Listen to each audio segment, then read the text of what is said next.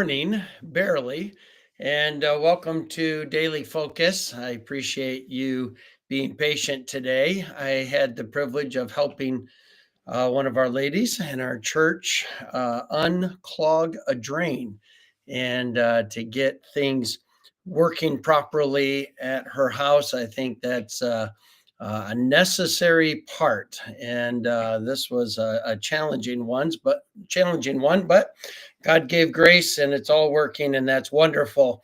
So I'm having a little delay to my morning routine, but that's okay. Well worth it. Matthew chapter 25. Very, very familiar parable, the parable of the talents. But I think that sometimes we think of these talents, we just think of money. The principle behind this parable is really broader than that. It's the broader scope of stewarding everything that God has entrusted to us. So he has certainly entrusted money to us. He has entrusted time to us. He has entrusted talents to us, abilities. He is entrusting opportunities to us.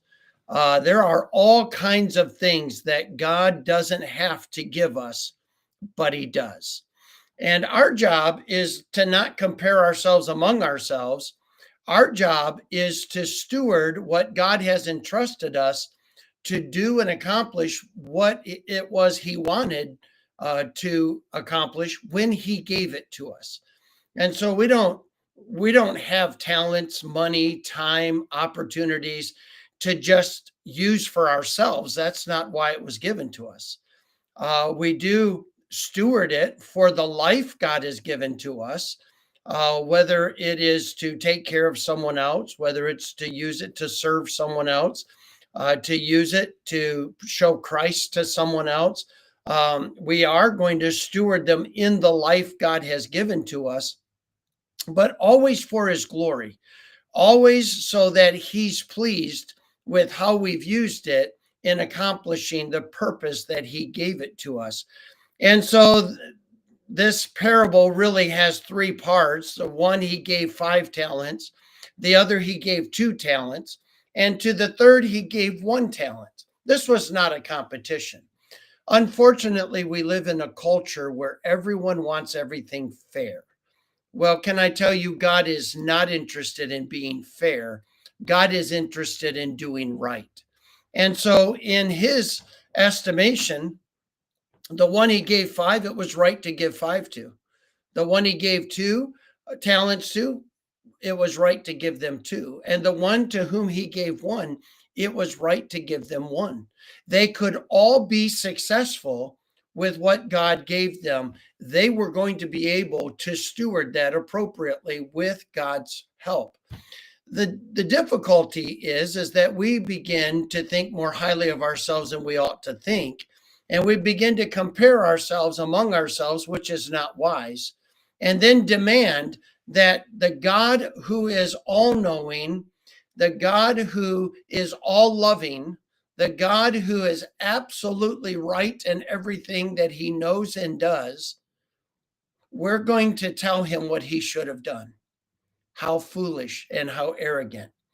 God knows what he's doing when he entrusts different things to us. Our job is to steward them, to develop them so that he is free to entrust more to us. So many people in our culture today, they want the product without the process. They want to have what somebody else has, having never built the patience, endurance, disciplines, or commitment that that person has. They wouldn't want to go through the trials or disciplines that that person has been through in order to have the product. They just say, why do they get to and why don't I? And this parable is going to remind us of some very important things. Number one is that God gives you what it is he wants you to have. He gives you the amount, but he also gives you the specifics. And so we are to steward what God knows is best for us, not looking at everyone else going, how come God gave them? How come they get to? How come I have to only? You see, these are arrogant, self-centered comparisons that are unfortunately propagated and promoted in our socialistic society, rather than realizing God has greater options when we steward the least amount of things so that he is confident he can give us more. We want to be foolish and selfish with the little things, but then demand that he give us more if somebody else gets more. It doesn't work that way. If you're going to be unwise with what you have, God is under no obligations to trust you with more. And so the same thing is true for me. God is entrusting what he knows I will steward for his glory. He also knows if I'm going to be tempted to take it and simply use it selfishly. And so here in this text, the one with five went out and got five more. And what did he do? Well, he utilized it, he optimized it, and he invested it. I think whatever God has entrusted to us, we have to utilize it appropriately, optimize it completely, and invest it wisely. Let me say that again.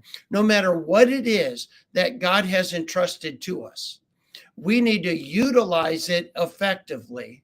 We need to optimize it completely. And we need to make sure that we're getting every bit of use out of it. And we have to invest it wisely. That gives God the opportunity to bless it. When we start using it in a way that God never gave it to us to be used, we're being foolish. If we're wasting a part and only using part of what it is that God's given to us, we're being foolish. And if we bury it in the ground rather than investing it wisely, we're being foolish. And so God tells us that he gives to us what he wants us to have, and it's loaded with potential if we'll just utilize it appropriately and make sure that we optimize it completely and invest it wisely. God will bless it.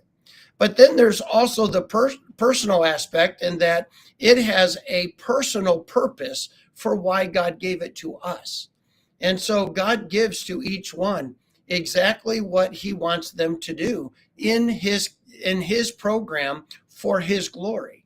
And so we need to make sure that we're using it to its fullest potential, accomplishing its specific purpose, but then ultimately fulfilling God's plan.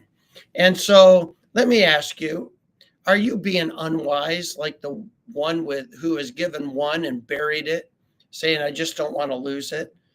God said, you didn't utilize it, you didn't optimize it, you didn't invest it, you don't get to keep it.